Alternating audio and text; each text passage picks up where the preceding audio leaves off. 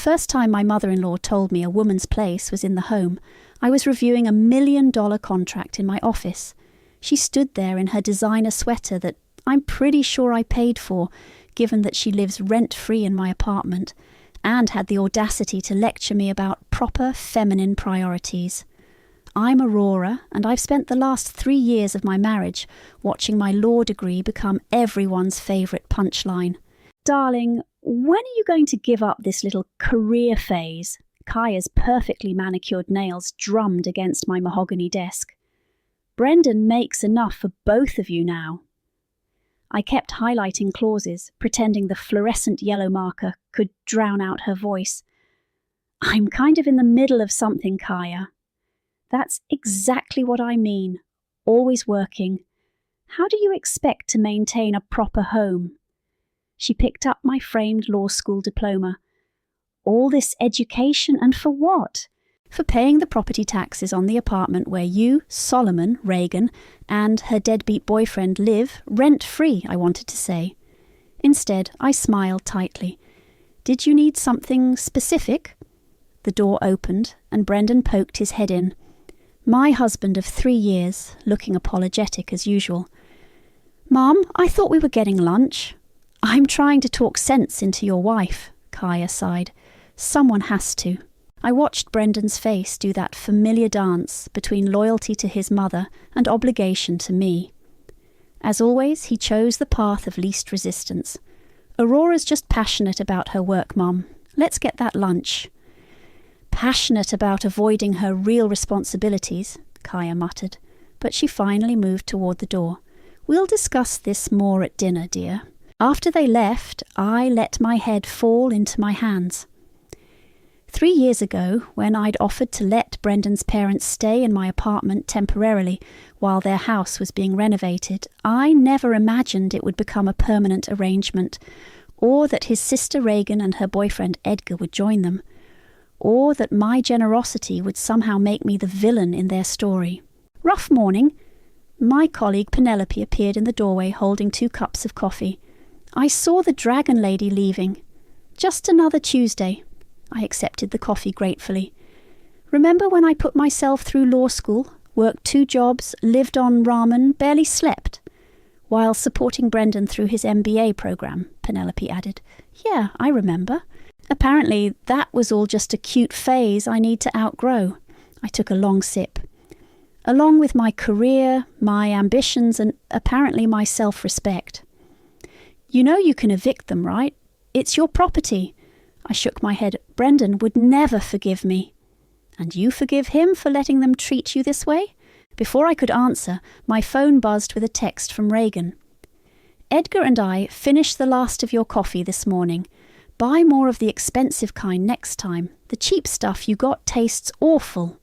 I showed Penelope the message. They don't even try to hide their entitlement anymore. Girl, you're a literal attorney. Why do you let them... I found it. Reagan burst into my office, waving a glossy brochure. Is this the next home we're moving into? My blood ran cold. The property listing I'd hidden in my desk drawer. My dream house, the one I'd been secretly viewing. Modern, spacious, with a home office and a garden. My sanctuary. Where did you get that? I kept my voice level. It fell out when I was looking for stamps in your drawer. Reagan flopped into my client chair. The master bedroom would be perfect for Mom and Dad. Edgar and I could take the basement suite. You and Brendan can have one of the other bedrooms. You're never home anyway. I stared at her, ice crystallizing in my veins. 3 years of comments, criticism, and casual cruelty crystallized in that moment. 3 years of watching my hard-earned property become their entitled playground. 3 years of Brendan choosing peace over justice. Something inside me shifted, like a key turning in a lock. Reagan, I said softly, dangerously, put the brochure back in my drawer and get out of my office. God, you're so territorial, she scoffed, but something in my expression made her pause. Fine, but we're discussing this at dinner. After she left, Penelope whistled low. I haven't seen that look on your face since the Jang custody battle. I opened my laptop and pulled up my real estate bookmarks. You know what the beautiful thing about property law is, Pen? What's that? Everything has to be in writing. I started typing, and I'm very, very good at writing. I signed the papers for my dream house on a Tuesday morning. The realtor handed me the keys with a bright smile, completely unaware that these small pieces of metal represented more than just a property purchase. They were my chance at peace. "Congratulations," she beamed. "The house is yours." For one perfect moment, I let myself feel pure, uncomplicated joy. No in-laws, no criticism, no passive-aggressive comments about my choices. Just me and my achievement. That moment lasted exactly 6 hours. I was setting the table for our weekly family dinner when Kaya swept into my dining room like she was making a royal entrance. "Aurora, darling, why didn't you tell us about the new house?" The wine glass in my hand nearly slipped. "What?" "Brendan showed us the paperwork this morning," Solomon chimed in from the living room. "Smart investment, though you probably overpaid. Should have let me negotiate for you." I set the glass down carefully, my hands trembling. "Brendan did what?" "Oh, don't play coy." Kaya waved her hand dismissively. "We've already started planning the move. Reagan found the most wonderful interior designer." "Wait," I held up my hand. "What move?" "Well, we can't stay in this tiny apartment forever." Reagan appeared with Edgar in tow. "The new place has so much more space. Edgar and I were thinking of converting the garage into a gaming room.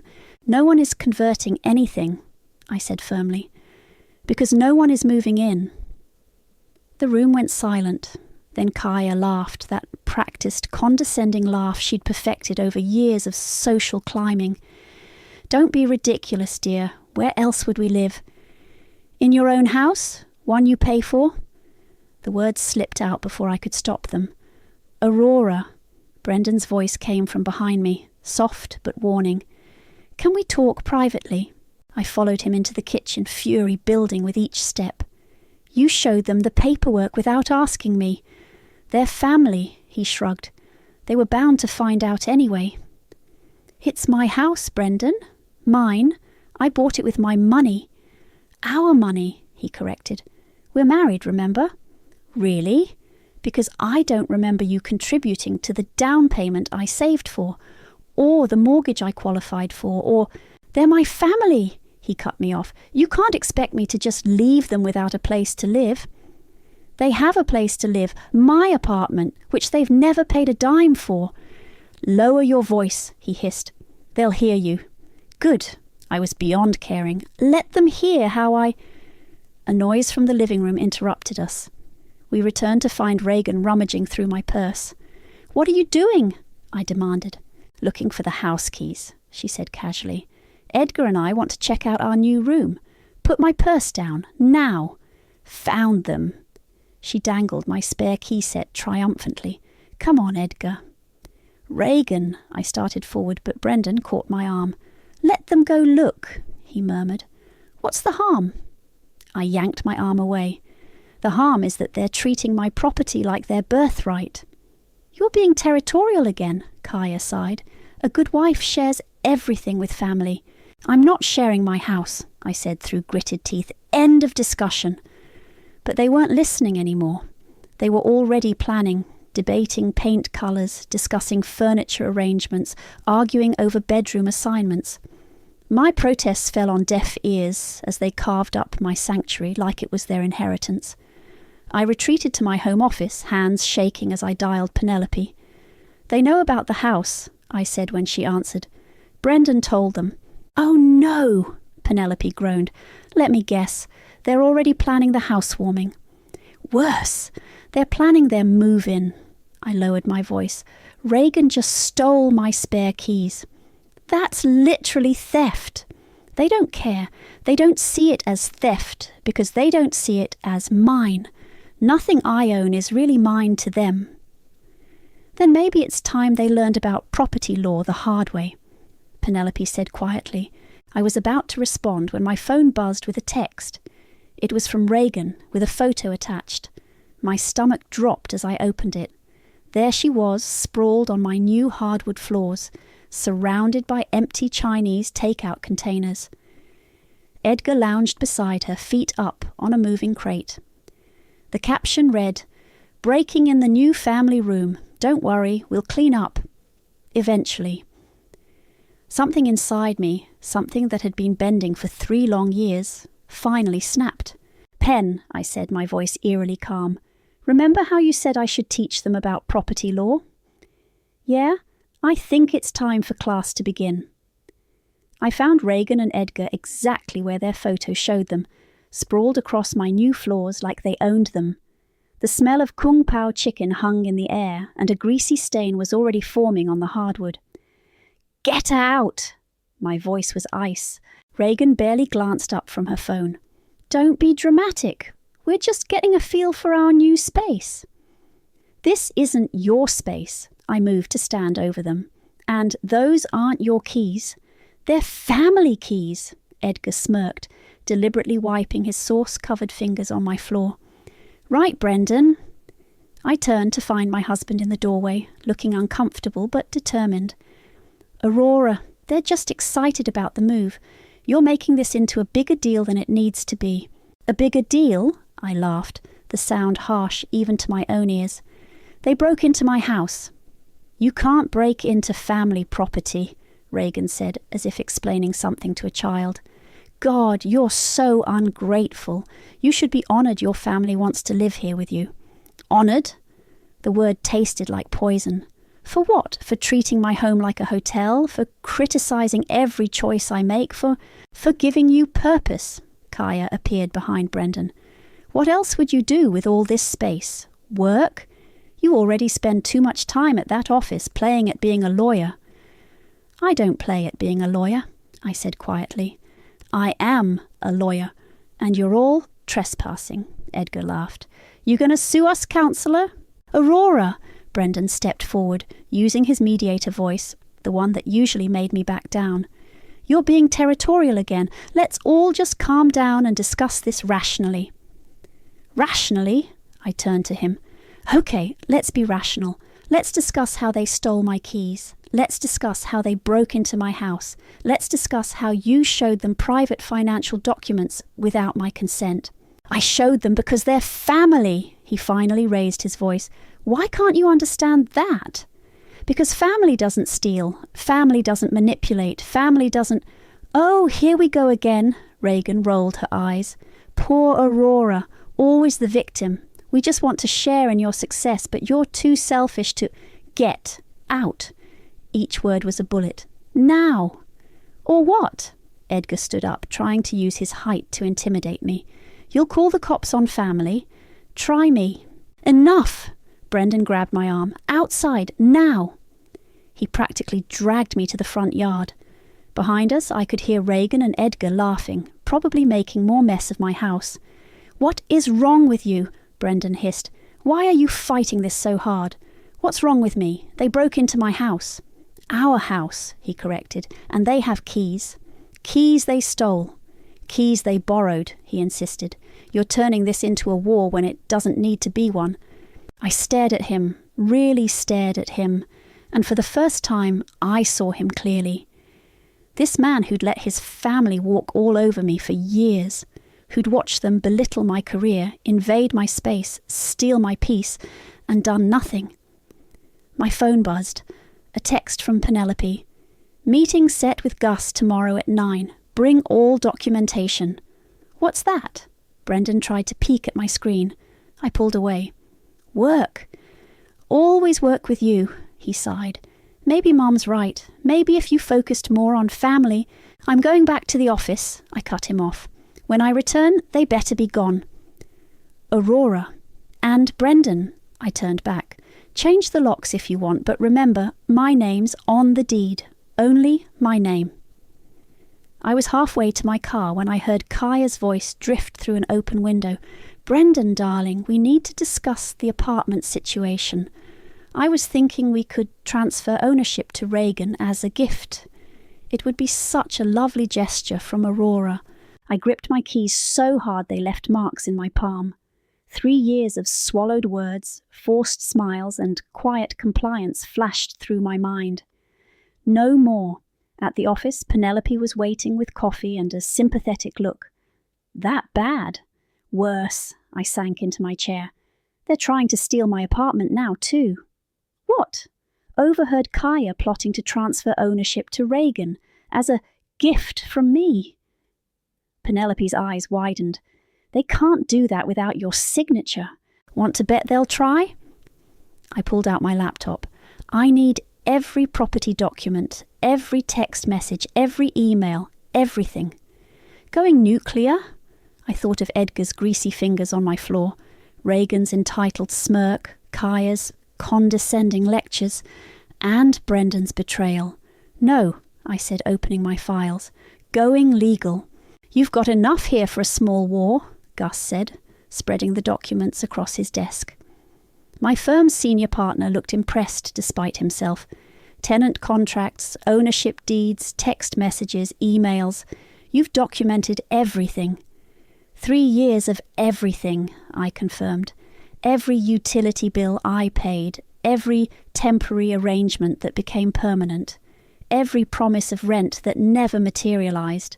He picked up a particularly thick folder. And these are all the maintenance requests.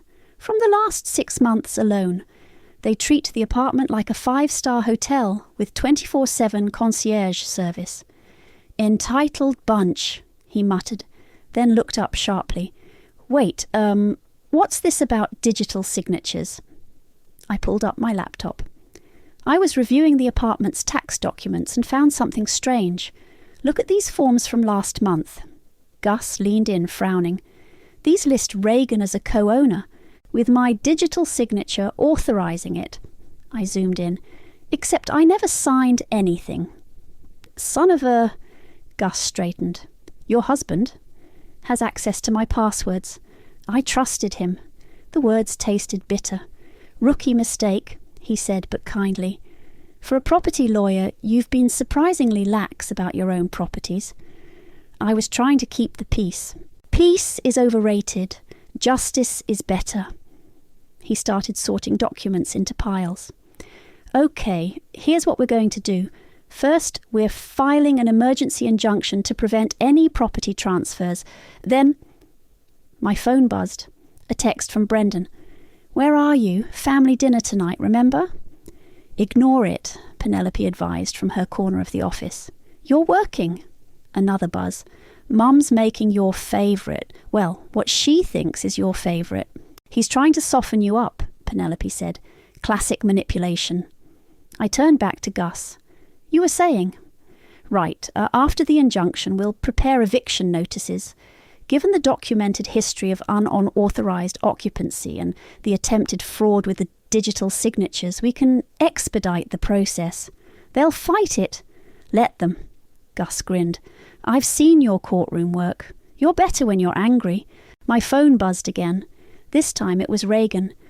Mum wants to know what colour you want your old bedroom painted when we move in. We're thinking pink. You know, since you're so obsessed with being the princess here. I showed Penelope the text. She whistled. They really don't think you'll fight back, do they? They think I'm just playing lawyer, I said, remembering Kaya's words. Time to show them how well I play. Gus cleared his throat. There's something else you should see. He pulled up a banking website. I had our financial team do some digging. Look at these transactions. I leaned in, then felt my blood freeze. Regular transfers from my account to an unknown savings account dating back 2 years. Small amounts, nothing I'd notice immediately, but they added up. That's the rent money I was collecting from the apartment's previous tenants, I said slowly. Before the in-laws moved in, it was supposed to go into our joint account. Well, it went somewhere else, Gus said grimly. An account in Brendan's name only. The betrayal hit like a physical blow. All those times I'd wondered where the rent money had gone, and Brendan had claimed banking errors or delayed payments. Get me everything, I said, my voice steady despite the rage building inside.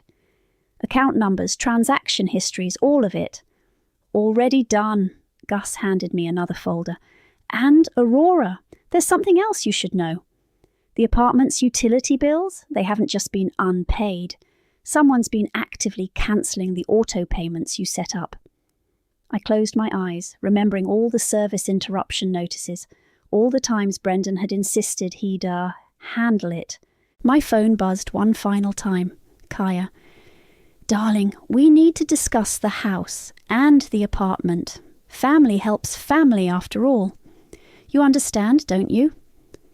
I looked at the evidence spread across Gus's desk. Proof of theft, fraud, and betrayal, all hidden behind smiles and claims of family loyalty.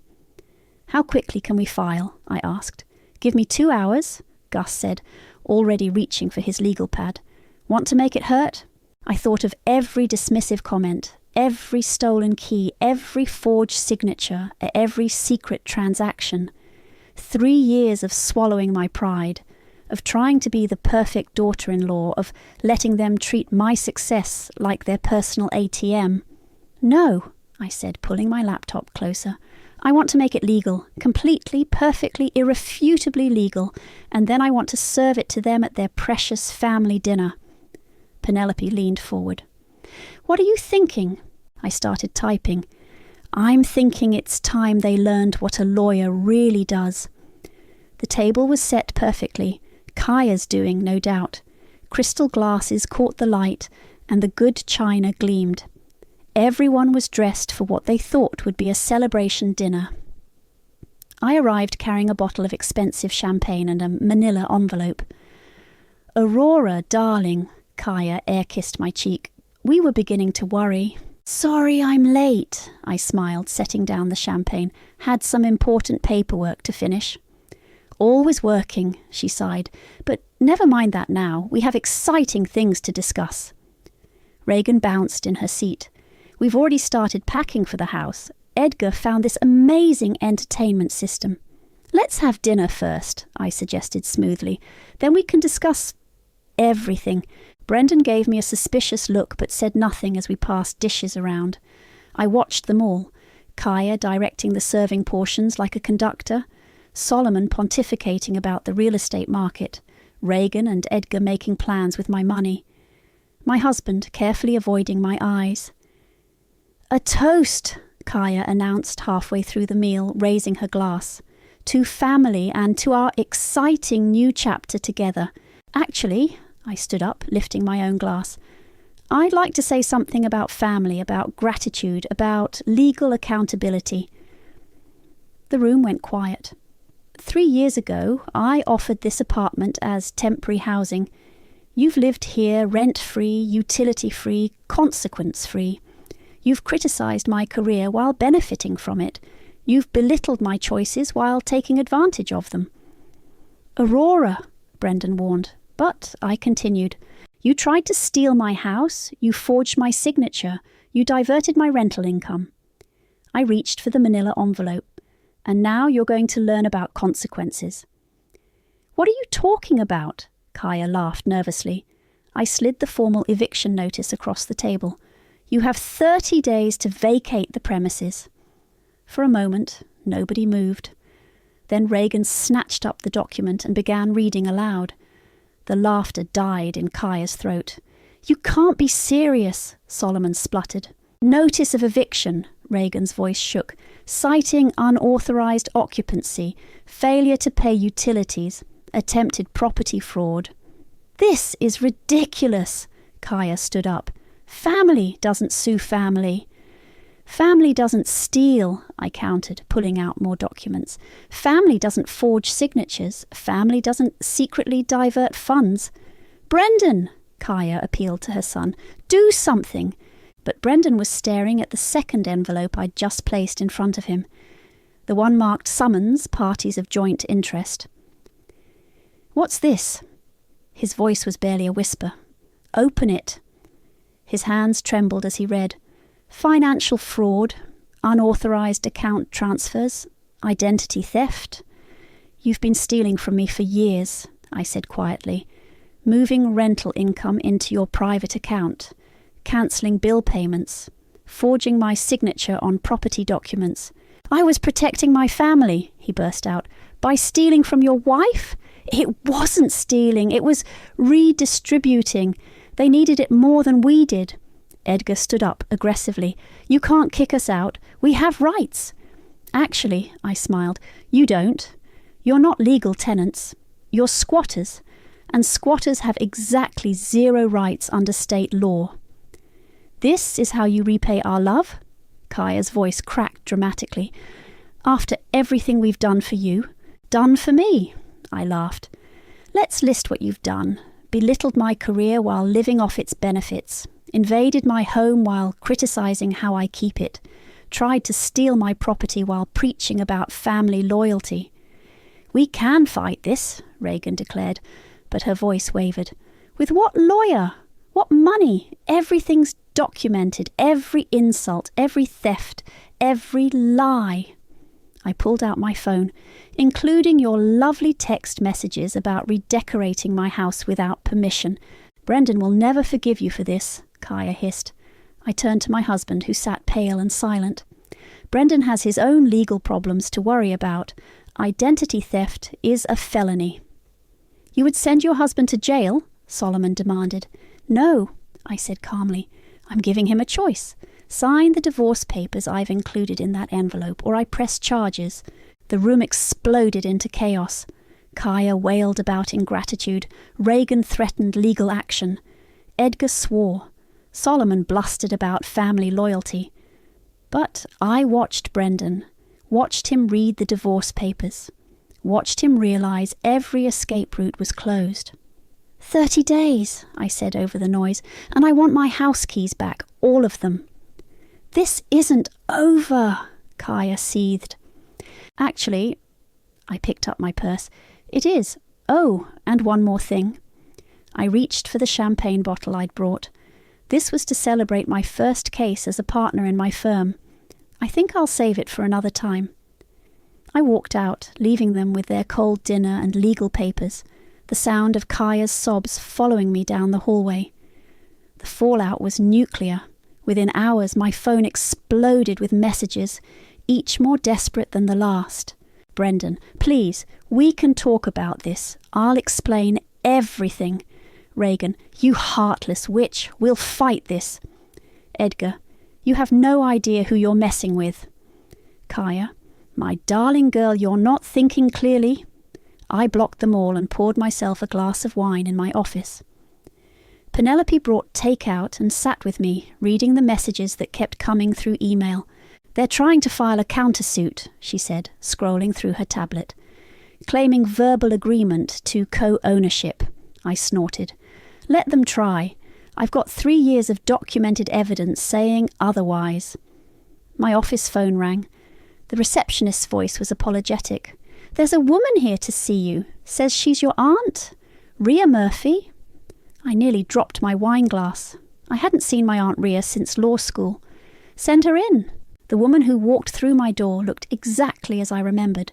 Sharp eyes, silver hair, carrying a briefcase that had seen better days. She'd been a civil attorney before retiring. "Hello, Aurora. Been a while?" 5 years, I said carefully. "Why are you here?" "Because Kaya called me, crying about how her cruel daughter-in-law is destroying her family." Rhea sat down uninvited. "She didn't realize I was your aunt. Probably forgot, but I remembered something you should know." She pulled out an old file folder, yellowed with age. "Remember when you lost your scholarship in your 2nd year of law school?" "Of course. The funding got pulled last minute. I had to take out extra loans." "The funding didn't get pulled." Rhea opened the folder. It was redirected by Kaya. The room seemed to tilt. "What?" "She was on the alumni board. Used her influence to have your scholarship reassigned. Said it would teach you humility and maybe make you drop out." Rhea's smile was grim. "I found out too late to stop it, and you were so determined to make it on your own." My hands shook as I took the documents. There it was in black and white, Kaya's signature on board minutes, emails discussing my scholarship, her careful manipulation to put that girl in her place. "She's been trying to control me since before I married Brendan," I whispered. "Control, diminish, destroy, call it what you want." Rhea leaned forward. "Question is, what are you going to do about it?" My phone buzzed again. An email from Reagan's newly hired lawyer threatening to sue for tenant rights. "First," I said, scanning the email, "I'm going to remind them what a real lawyer can do." I spent the next hour drafting responses with Ria's help, her decades of experience, adding steel to my legal armour. We documented everything: the scholarship fraud, the financial theft, the forged documents. Then Brendan walked in. "Aurora, please," he started, then stopped short at seeing Ria. "Meet my aunt," I said coldly. "She has an interesting story about your mother and my law school scholarship." He paled. "I didn't know." "Save it." I held up my hand. "Did you know about the diverted rent money?" His silence was answer enough. "The forged signatures?" He looked away. "The cancelled utility payments?" "They needed help," he whispered. "Their family. And what am I? You're—" He swallowed.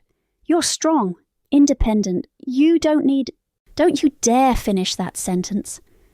I stood up. "I worked 2 jobs to put you through business school. I bought that apartment. I paid every bill while your family lived there rent-free. And all this time, you were stealing from me." "I'll pay it back," he promised. "Just drop the charges, please. Like your mother dropped my scholarship." I pushed the old documents toward him. "Read it. See how long she's been trying to break me." He read, his face growing paler with each line. "This can't be real." "Oh, it's real," Ria spoke up. "I kept copies of everything. Never trusted Kaya, even back then." My phone buzzed again. This time it was Gus. "Judge granted the emergency injunction. They can't transfer any property or assets." I showed Brendan the message. "You have a choice. Sign the divorce papers and provide a full accounting of every penny you stole, or face criminal charges. Your mother's scholarship fraud will make an interesting addition to the case." "You'd ruin my whole family," his voice cracked. "No, Brendan, your family ruined themselves." I handed him a pen. "They just didn't expect me to prove it." He stared at the pen for a long moment, then at the documents showing his mother's past manipulation, then at me. Finally, he started signing. The courthouse hallway buzzed with tension. Kaya, Solomon, Reagan and Edgar huddled with their lawyer, some fresh-faced associate who looked increasingly nervous as he flipped through their case files. Brendan sat alone on a bench, staring at his hands. "Ready?" Penelope squeezed my shoulder. "Born ready." I straightened my jacket. "Did you bring it?" She patted her briefcase. "Every single document, including the scholarship fraud evidence." The bailiff called our case, and we filed into the courtroom. Judge Martinez, known for her no-nonsense approach to family disputes, peered at us over her reading glasses. "Interesting case," she mused. "Multiple claims of property rights, allegations of fraud, and—" She raised an eyebrow. "A rather complicated family situation." Kaya's lawyer stood first. "Your Honour, my clients have established residency through continuous occupancy." "Without a lease," I interrupted, standing. "Without rent payments. Without written agreement of any kind." "They're family," the lawyer protested. "There was a verbal understanding." "Was there?" I opened my folder. "I have 3 years of text messages and emails showing repeated promises to pay rent. Promises never kept. I have utility bills they cancelled without my knowledge. I have property documents with forged signatures." "Objection!" The lawyer looked panicked. "Those allegations are documented," I finished, sliding the evidence forward. "Every unauthorised transfer, every forged document, every cancelled payment." Judge Martinez reviewed the papers, her frown deepening. "Mr. Hamilton," she addressed Brendan, "did you forge these signatures?" He stood slowly. "Yes, Your Honour." "And the diverted rental income?" "Yes," Kaya burst out. "He was protecting his family." "Mrs. Hamilton," Judge Martinez warned, "you'll have your turn." "Actually," I interjected, "I have something relevant to Mrs. Hamilton's concept of family protection." I nodded to Penelope, who brought forward the scholarship documents. "What's this?" the judge asked. Evidence that Mrs. Hamilton has a history of financial manipulation. 5 years ago, she used her position on an alumni board to redirect my law school scholarship, an attempt to force me out of school. Kaya's face went white. The young lawyer looked like he wanted to disappear. "Your Honour," he tried, "that's not relevant to—" "It establishes pattern," I cut in, "a pattern of attempting to control and diminish through financial means. First my education, then my property." Judge Martinez studied the documents carefully. "Mrs. Hamilton, did you redirect this scholarship?" Kaya lifted her chin. "I did what was necessary. A woman's place is wherever she decides it is," Judge Martinez snapped, "including law school, including property ownership." Reagan jumped up. "But we live there. We have rights." "No," the judge said firmly. "You don't. You have no lease, no rental agreement, no legal claim whatsoever. What you have is a documented history of taking advantage of family ties to occupy property without compensation." She shuffled her papers. "My ruling is as follows. The eviction notice stands. You have 14 days to vacate the premises. Furthermore, you are jointly liable for all unpaid utilities and property damages, totaling," she checked the figures, $47,000. "We don't have that kind of money," Edgar protested. "Then I suggest you start selling things," Judge Martinez replied coldly. "Mr. Hamilton, given your admitted fraud, you'll be referred to the state bar for disciplinary action. Consider yourself lucky your wife chose civil rather than criminal charges." Kaya began to cry, those practiced theatrical sobs she'd perfected over years of manipulation. "Your Honour, please, we're family." "Family," Judge Martinez interrupted, "doesn't steal. Family doesn't forge documents. Family doesn't try to sabotage education or careers. You're not family. You're opportunists who got caught." She banged her gavel. Eviction upheld. Damages awarded. Court adjourned. In the chaos that followed, Brendan approached me. "Aurora, Save it." I gathered my papers. "The divorce papers are filed. Your confession of fraud is on record. We're done." "I never meant to get caught." I turned to face him. "That's the problem, Brendan. You meant everything you did. You just didn't expect consequences." Kaya tried one last time, grabbing my arm. "You've destroyed this family." "No," I pulled free. "I just stopped letting you destroy me." Outside the courthouse, Penelope and Rhea waited with proud smiles. "That," Rhea said, "was a masterclass in legal warfare. I learned from the best." I hugged her. "Thank you for keeping those documents. Thank you for finally using them." She looked at me seriously. "What now?" I watched through the courthouse windows as my former in-laws argued with their overwhelmed lawyer. Watched Brendan sit alone, head in his hands. Watched the consequences of their actions finally catch up to them. "Now," I smiled, "now I go home, to my house, alone." "And then," Penelope pressed, "I thought about the empty rooms waiting to be filled with my choices, my life, my rules.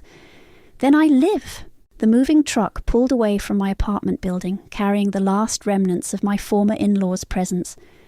They'd waited until the final hour of the final day to leave, but they were gone, finally gone. I walked through the empty apartment, noting the damage they'd left behind.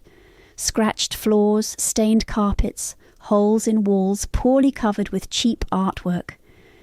The place would need work, but it was mine again. My phone buzzed. A text from Reagan. "I hope you're happy with yourself. Mum's devastated." Delete. Another from Brendan. "They're staying in a motel. Is this what you wanted?" Delete. The last one from Kaya. "A real woman would show mercy. I tried to teach you, but you never learned."